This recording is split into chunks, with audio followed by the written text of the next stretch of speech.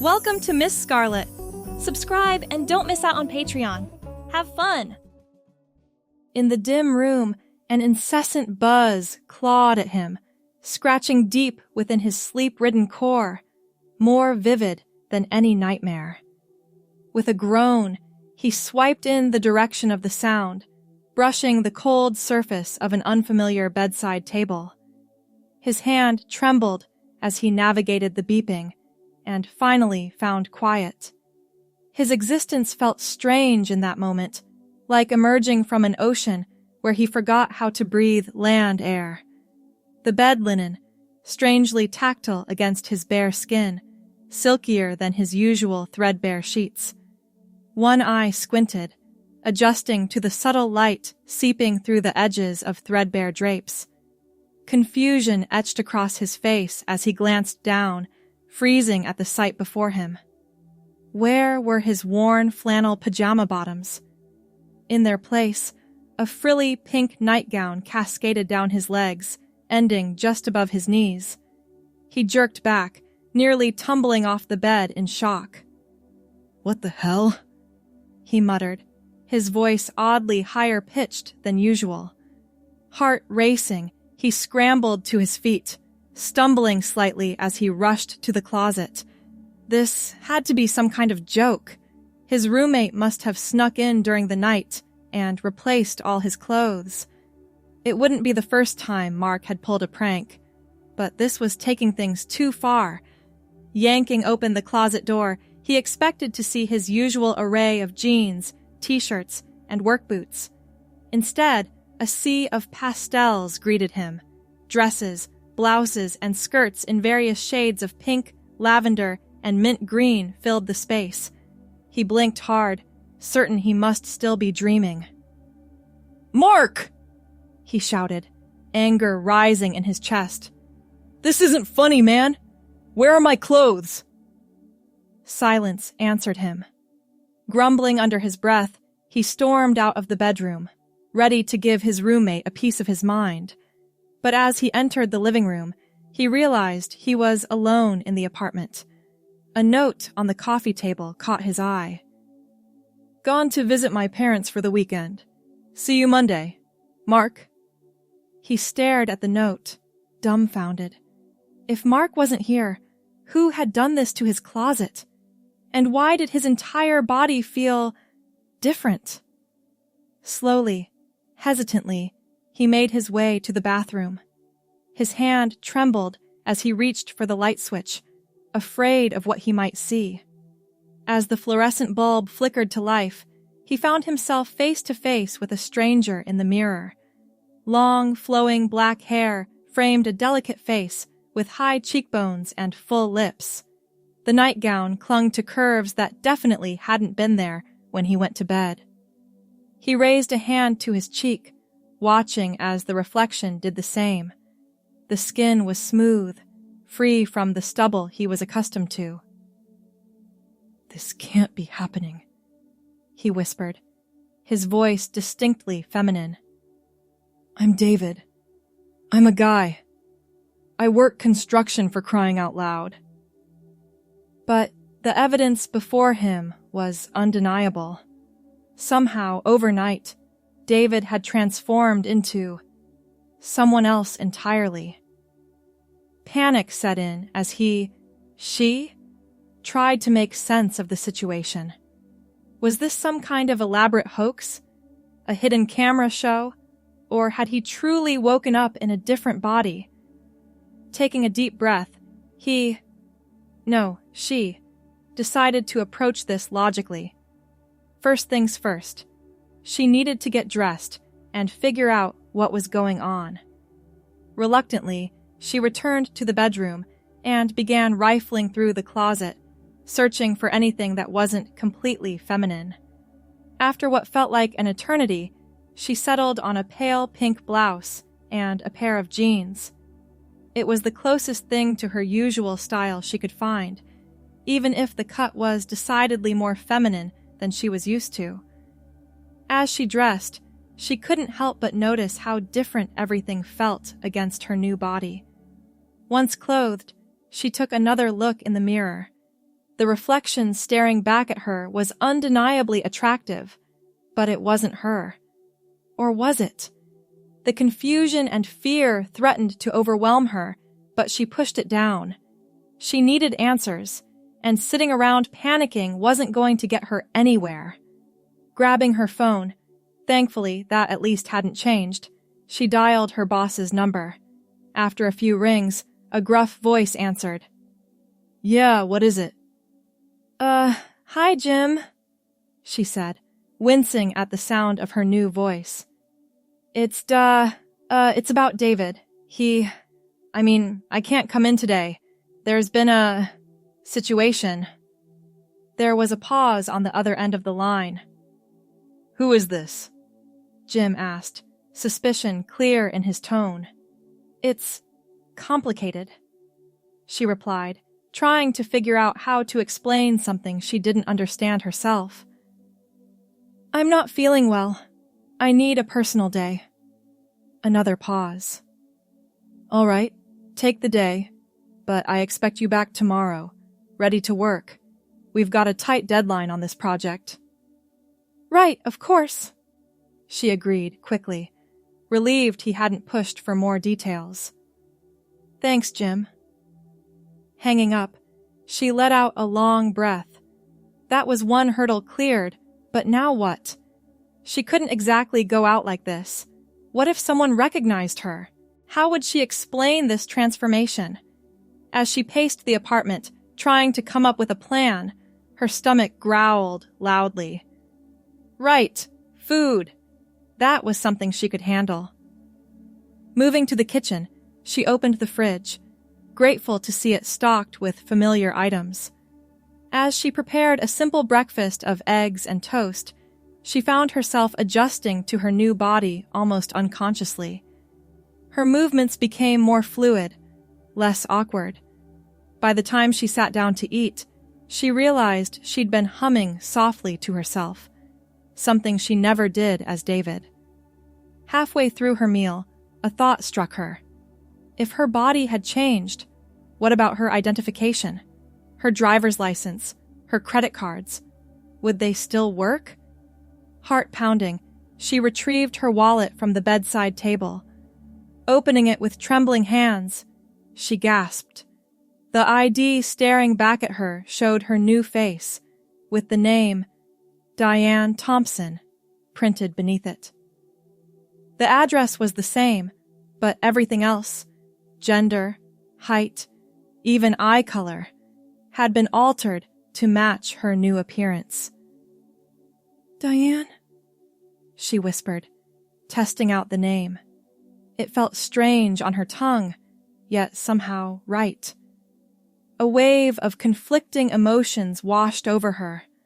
Part of her wanted to reject this new identity outright, to cling to who she had been. But another part, a growing part, felt a sense of rightness, of coming home. Shaking her head to clear it, she decided she needed fresh air. Maybe a walk would help her think more clearly. She slipped on a pair of flats. Thankfully, her shoe size hadn't changed much, and headed out the door. The late morning sun warmed her face as she stepped outside.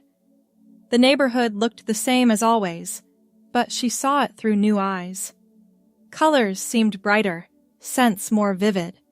She found herself noticing details she'd never paid attention to before. The intricate patterns of leaves on the trees, the cheerful songs of birds overhead. As she walked, she became increasingly aware of the differences in her body. Her center of gravity had shifted, making her sway slightly with each step. The breeze played with her long hair, tickling her neck. Even the way fabric moved against her skin felt new and unfamiliar. Lost in thought, she didn't notice the jogger approaching until it was too late. They collided, sending her stumbling backward. Strong hands caught her before she could fall. "Whoa, easy there," a deep voice said. "Are you okay?" She looked up into the concerned face of a handsome man, probably in his early 30s. Her heart skipped a beat, a reaction that caught her completely off guard. "I'm fine," she managed to say, straightening up. "Sorry, I wasn't watching where I was going." The man smiled, and she felt a flutter in her stomach. "No harm done. I'm Tom, by the way." "Diane," she replied automatically, surprising herself with how naturally the name came out. "Nice to meet you, Diane," Tom said, his smile widening. "I haven't seen you around here before. Are you new to the neighborhood?" She hesitated, unsure how to respond. In a way, she was new, but in another, she'd lived here for years. "Sort of," she hedged. "I'm figuring things out." Tom nodded sympathetically. "Aren't we all? Listen, I don't mean to be forward, but would you like to grab a coffee sometime? There's a great little cafe just around the corner." Diane froze, her mind reeling. Was he asking her out? How was she supposed to handle this? She'd never been on the receiving end of this kind of attention before. She stammered, feeling her cheeks grow warm. Tom held up his hands, still smiling. "No pressure. Here's my number if you change your mind." He scribbled on a scrap of paper and handed it to her. "Hope to see you around, Diane." As he jogged away, Diane stood rooted to the spot, staring at the phone number in her hand. This was all happening too fast. She needed time to process, to understand who she was now. Shoving the paper into her pocket, she turned and hurried back to her apartment. Once inside, she leaned against the door, her heart racing. The encounter with Tom had thrown her for a loop, forcing her to confront aspects of her new reality she hadn't even considered yet. As the day wore on, Diane found herself alternating between moments of panic and surprising calm. She spent hours examining her new body in the mirror, marveling at the changes. Her hands, once rough and calloused from years of construction work, were now soft and delicate. Her facial features had softened, giving her a more youthful appearance. She experimented with her new wardrobe, trying on different outfits, and surprised to find she enjoyed the process. The feel of silk against her skin, the way a well-fitted dress accentuated her curves, it was all foreign, yet oddly satisfying. As evening approached, Diane realized she'd have to face the world as her new self sooner or later. Tomorrow was a work day, and she couldn't hide in the apartment forever. The thought of returning to the construction site filled her with a mix of dread and determination. She laid out her work clothes for the morning, a pair of sturdy jeans and a simple t-shirt, the most masculine items she could find in her transformed wardrobe. As she prepared for bed, she caught herself hoping that maybe, just maybe, she'd wake up as David again. But when the alarm went off the next morning, Diane opened her eyes to find herself still very much female. Taking a deep breath, she steeled herself for the day ahead. She had a job to do, regardless of her appearance. Dressed in her work clothes, she headed to the construction site, her heart pounding with each step. As she approached, she could see her co-workers already gathering, preparing for the day's tasks. She took a deep breath and walked towards them, trying to project confidence she didn't feel. Jim, her boss, was the first to spot her. His eyes widened in surprise, then narrowed in confusion. "Can I help you, miss?" he asked as she drew near. "It's me, Jim," Diane said, her voice shaking slightly.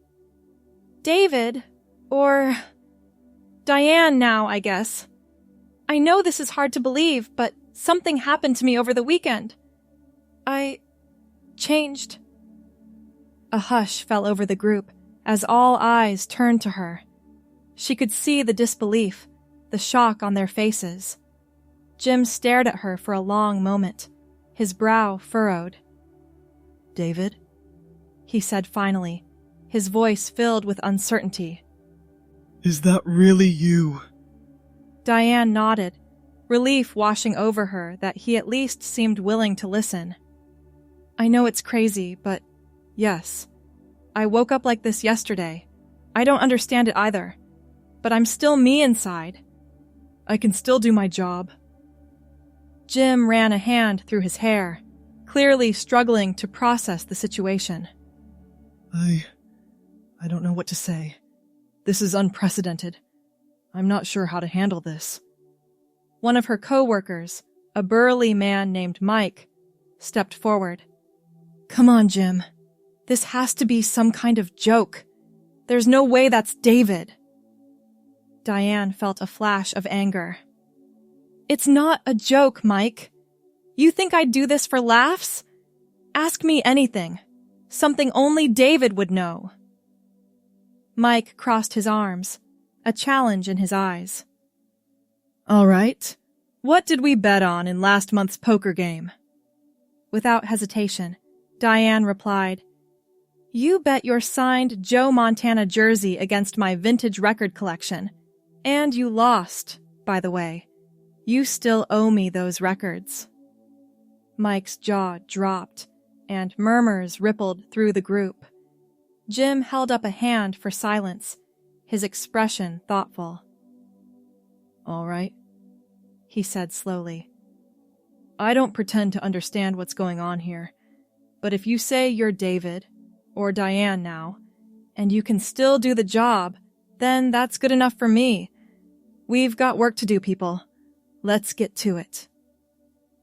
With that, the group dispersed, though Diane could feel their curious glances and hear their whispered conversations.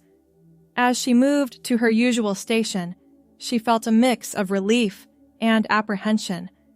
The hard part was over, but the day ahead promised to be challenging in ways she'd never experienced before. As Diane settled into her work routine, she found that while her mind remembered the tasks, her body responded differently. Tools that had once felt like extensions of her arms now seemed awkward and unwieldy. Her reduced upper body strength meant she had to approach certain tasks with more strategy than brute force. Despite these challenges, Diane was determined to prove herself. She gritted her teeth and pushed through, refusing to ask for help even when she struggled. By midday, her muscles ached in unfamiliar ways, and she was covered in a fine sheen of sweat. During the lunch break, Diane sat alone, acutely aware of the curious glances and whispered conversations around her. She was used to joking and bantering with her coworkers, but now an invisible barrier seemed to separate her from the easy camaraderie she'd once enjoyed. As she picked at her sandwich, a shadow fell across her. Looking up, she saw Mike standing there, an uncertain expression on his face. "Mind if I join you?" he asked, gesturing to the empty space beside her. Diane nodded, surprised by the offer. Mike sat down, fidgeting with his lunch container for a moment before speaking. "Look, I'm sorry about earlier," he said, not quite meeting her eyes. "It's just, this is all pretty weird, you know? I mean, how does something like this even happen?"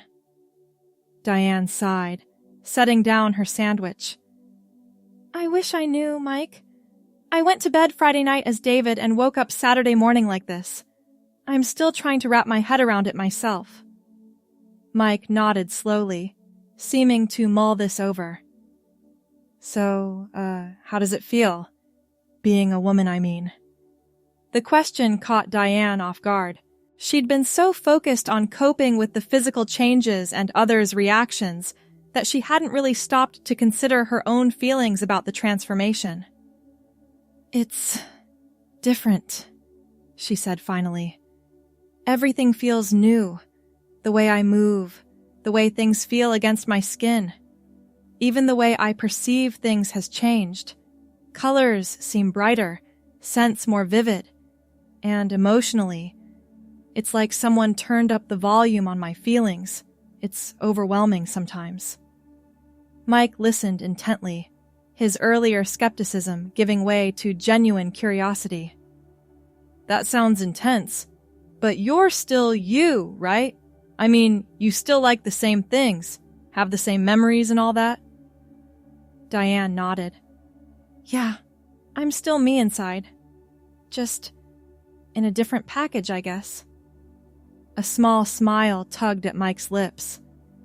Well, I gotta say, it's a pretty attractive package. No offense. He added quickly, a blush creeping up his neck. Diane felt her own cheeks grow warm, a mixture of embarrassment and an unexpected flutter of pleasure at the compliment. Thanks, I think, she replied, managing a small laugh. The tension between them eased, and they fell into a more comfortable conversation. Mike asked about the practical challenges she was facing, and Diane found herself opening up about her struggles and fears. By the time the break ended, she felt a sense of relief at having shared her experience with someone who was trying to understand. As they returned to work, Diane noticed a shift in the atmosphere. Word of her conversation with Mike seemed to have spread, and her coworkers began to approach her with tentative questions of their own. While there was still an undercurrent of disbelief and confusion, the outright hostility she'd feared never materialized. Throughout the afternoon, Diane found herself adjusting to her new body's limitations and discovering unexpected strengths. Her smaller hands proved advantageous for some of the more delicate wiring work, and her lower center of gravity gave her better balance in certain situations. By the end of the day, Diane was exhausted but oddly satisfied. She had faced one of her biggest fears head-on and survived. As she gathered her things to leave, Jim approached her. Diane, he said, still sounding slightly uncertain with the name. Can I have a word? She nodded, following him to a quieter corner of the site. Jim cleared his throat, looking uncomfortable. I want you to know that I've been observing you today, he began. And while this situation is unprecedented, to say the least, I can't deny that you've shown real dedication to your work. You're still one of my best employees, regardless of your appearance. Diane felt a wave of relief wash over her. Thank you, Jim. That means a lot to me. He nodded, then continued more hesitantly. That being said, there are some practical matters we need to discuss. Safety equipment, changing facilities, that sort of thing. And, well, some of our clients might have questions or concerns. I think it would be best if we sat down tomorrow morning to hash out the details. Is that all right with you? Of course, Diane agreed readily. I appreciate you being so understanding about all this. Jim managed a small smile.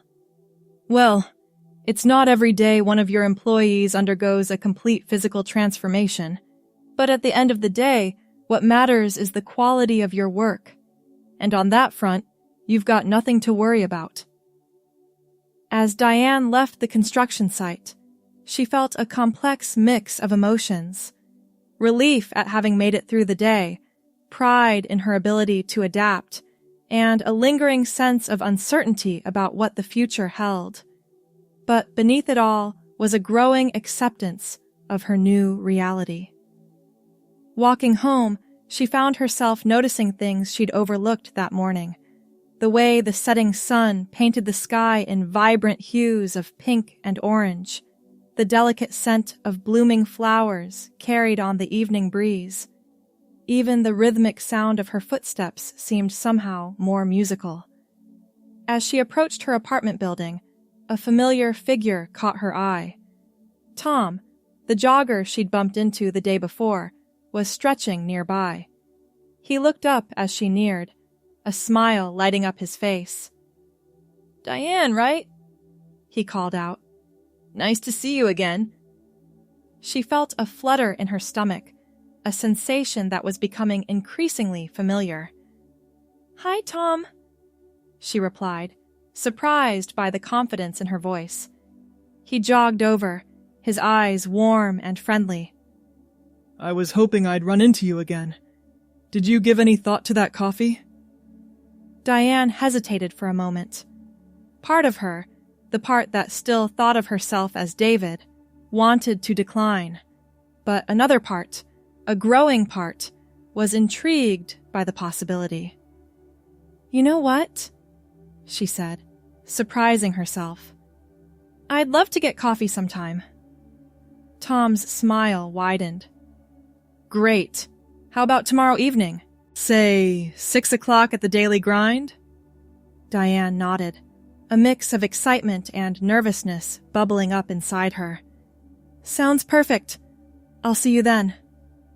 As Tom said goodbye and continued his jog, Diane made her way into her apartment, her mind whirling. She had just agreed to what was essentially a date. With a man. The realization should have terrified her, but instead, she felt a thrill of anticipation. Entering her apartment, Diane caught sight of herself in the hallway mirror. She was still covered in dust and grime from the worksite, her hair pulled back in a messy ponytail. Yet even in this state, she could see the beauty in her reflection. It was time, she realized, to fully embrace this new chapter of her life. Moving to the bathroom, she started the shower, letting the water heat up as she undressed.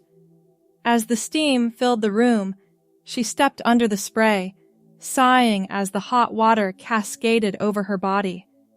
She took her time, washing away the day's sweat and dirt, allowing herself to explore the contours of her new form without the rush or panic of the previous days.